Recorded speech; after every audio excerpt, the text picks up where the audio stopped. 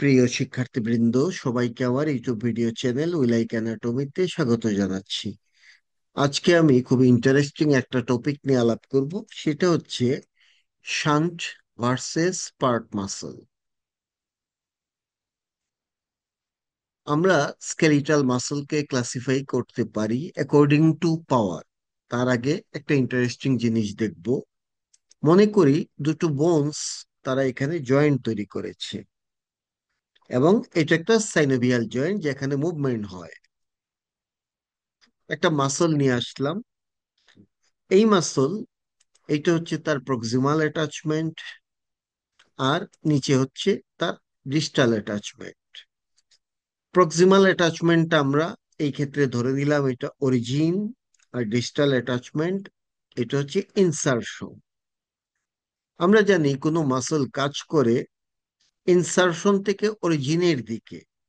তার মানে মাসল যখন কন্ট্রাক্ট করে, সে অরিজিনের দিকে পুল করে। অরিজিনের দিকে যখন পুল করে, তখন একটা বোন মুভ করবে, অন্য বোন স্ট্যাটিক বা ফিক্সড থাকবে। যেহেতু এটা হচ্ছে অরিজিন, অরিজিন মানে fixed end of the muscle, সুতরাং এই বোনটা হচ্ছে ফিক্সড বোন, আর এটা হচ্ছে মুভেবল বোন, এবং এটা হচ্ছে মুভেবল এন্ড। তো এই মাসল যখন কাজ করবে, দ্যাট ইজ পুল করবে, তখন এই ডিরেকশনে পুলিং হবে। পুল করা হচ্ছে এক ধরনের ফোর্স বা বল। আমরা যদি এই ফোর্সটাকে ভেক্টর অ্যানালাইসিস করি, তখন দুটো কম্পোনেন্ট পাবো। একটা কম্পোনেন্ট হচ্ছে আনুভূমিক বা হরাইজন্টাল কম্পোনেন্ট, এটাকে বলে ট্রান্স আর্টিকুলার কম্পোনেন্ট। এই কম্পোনেন্টের নাম হচ্ছে শান্ট কম্পোনেন্ট। আরেকটা কম্পোনেন্ট হবে এই শান্ট কম্পোনেন্টের 90 ডিগ্রি বরাবর। এই কম্পোনেন্টটা হচ্ছে সুইং কম্পোনেন্ট, এবং এটা ভার্টিক্যাল কম্পোনেন্ট।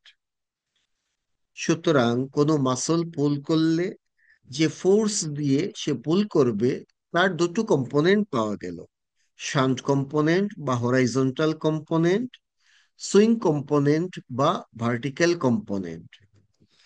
এখন কোনো মাসলের শান্ট কম্পোনেন্ট বড় থাকে বা বেশি থাকে, সুইং কম্পোনেন্ট কম থাকে।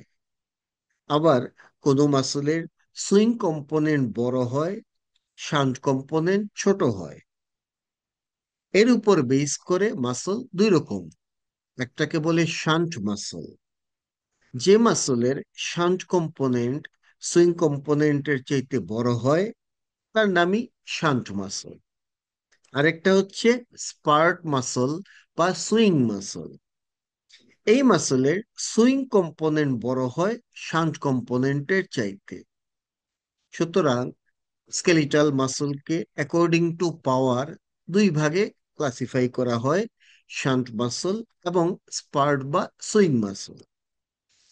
এই যে শান্ট এবং স্পার্টের কনসেপ্ট, এটা ইন্ট্রোডিউস করেছেন একজন অ্যানাটমিস্ট, ওনার নাম ম্যাককনকেইল, 1946 সালে।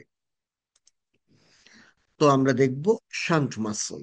শান্ট মাসলকে বলে স্টেবিলাইজার। আবারও আগের ছবিটা নিয়ে আসলাম। দুটো বোন জয়েন্ট তৈরি করেছে একটা মাসল। সেই মাসলের এটা হচ্ছে তার ডিরেকশন অফ পুল, এটা হচ্ছে তার অরিজিন বা প্রক্সিমাল অ্যাটাচমেন্ট, এটা হচ্ছে তার ডিস্টাল অ্যাটাচমেন্ট বা ইনসারশন। এবং এই মাসল পুল করছে এই ডিরেকশনে। নাও ভেক্টর অ্যানালাইসিস করলে একটা শান্ট কম্পোনেন্ট পাওয়া যাবে যেটা হরাইজন্টাল, আর একটা সুইং কম্পোনেন্ট পাওয়া যাবে যেটা ভার্টিক্যাল। তো শান্ট মাসল কোনটা? যার shunt component is more than swing component. কেন শান্ট কম্পোনেন্ট মোর? তার কারণ এই জাতীয় মাসলের প্রক্সিমাল অ্যাটাচমেন্ট থাকে ক্লোজ টু দ্য জয়েন্ট, এবং ডিস্টাল অ্যাটাচমেন্ট থাকে away from the joint. It acts upon, যে জয়েন্টে কাজ করে সেই জয়েন্ট থেকে দূরে থাকবে তার ডিস্টাল অ্যাটাচমেন্ট। তো যে মাসলের এরকম অরিজিন থাকে জয়েন্টের কাছে, ইনসারশন থাকে জয়েন্টের দূরে, সেসব মাসলের ক্ষেত্রেই শান্ট কম্পোনেন্ট বড় হবে, সুইং কম্পোনেন্ট ছোট হবে, এবং এই মাসলগুলোই হবে shunt muscle. As the shunt muscle contract, যখন এই শান্ট মাসল কন্ট্রাক্ট করবে, it applies more force along the bone, bone বরাবর মোর ফোর্স অ্যাপ্লাই করবে, and pulls the joint surfaces, এই যে দুটো জয়েন্ট সারফেস, এই দুটোকে কাছাকাছি নিয়ে আসবে, টু স্টেবিলাইজ দ্য জয়েন্ট, যাতে এই জয়েন্ট স্টেবিলিটি পায়। এই কারণেই এই জাতীয় মাসলকে বলে স্টেবিলাইজার। তো আমরা এক্সাম্পল হিসেবে পাবো এরকম মাসল হচ্ছে ব্রাকিও রেডিয়ালিস, এটা একটা শান্ট মাসল। নাও স্পার্ট বা সুইং মাসল, আবারও ছবি দেখি। সেই দুটো বোনস জয়েন্ট তৈরি করেছে একটা মাসল, এটা তার প্রক্সিমাল অ্যাটাচমেন্ট বা অরিজিন, এটা তার ডিস্টাল অ্যাটাচমেন্ট বা ইনসারশন। এই মাসল পুল করছে এই ডিরেকশনে, ভেক্টর অ্যানালাইসিস করলে দুটো কম্পোনেন্ট পাবো, শান্ট কম্পোনেন্ট বা হরাইজন্টাল কম্পোনেন্ট, আর একটা সুইং বা ভার্টিক্যাল কম্পোনেন্ট। এই দুই কম্পোনেন্টের মাঝে আমরা দেখব সুইং কম্পোনেন্টটা এক্ষেত্রে বড় হচ্ছে শান্ট কম্পোনেন্টের চাইতে। সুতরাং যে মাসলের সুইং কম্পোনেন্ট বড় হয় শান্টের চাইতে, তার নামই স্পার্ট মাসল। কেন এরকম সুইং কম্পোনেন্ট বড় হবে, শান্ট কম্পোনেন্ট ছোট হবে? কারণ এই জাতীয় মাসলের অরিজিন থাকে অ্যাওয়ে ফ্রম দ্য জয়েন্ট, আর ইনসারশন থাকে ক্লোজ টু দ্য জয়েন্ট। তার মানে যে জয়েন্টের উপরে মাসল কাজ করে, এই জয়েন্ট থেকে দূরে থাকে তার অরিজিন, কাছে থাকে তার ইনসারশন। এই কারণেই এই মাসলের ক্ষেত্রে তার শান্ট কম্পোনেন্ট ছোট হয়, সুইং কম্পোনেন্ট বড় হয়।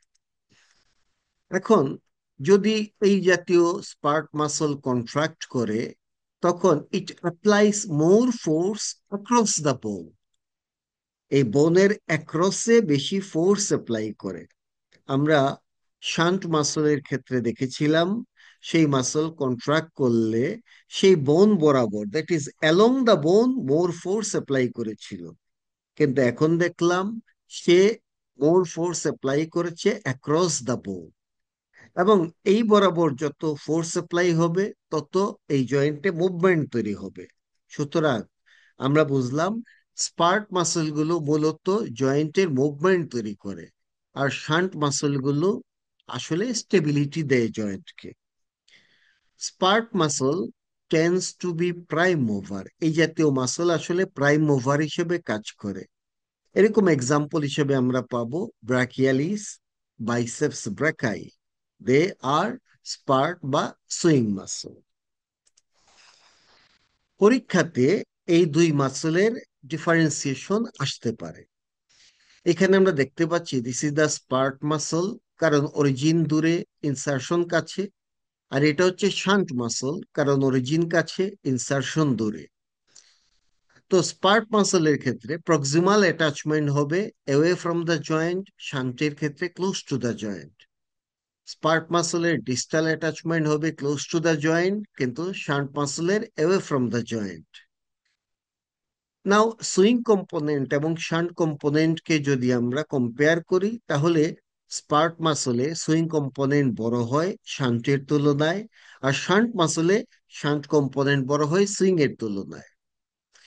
মোর ফোর্স ট্রান্সমিশন হয় স্পার্টের ক্ষেত্রে অ্যাক্রস দ্য মুভেবল বোন, শান্টের ক্ষেত্রে অ্যালং দ্য মুভেবল বোন।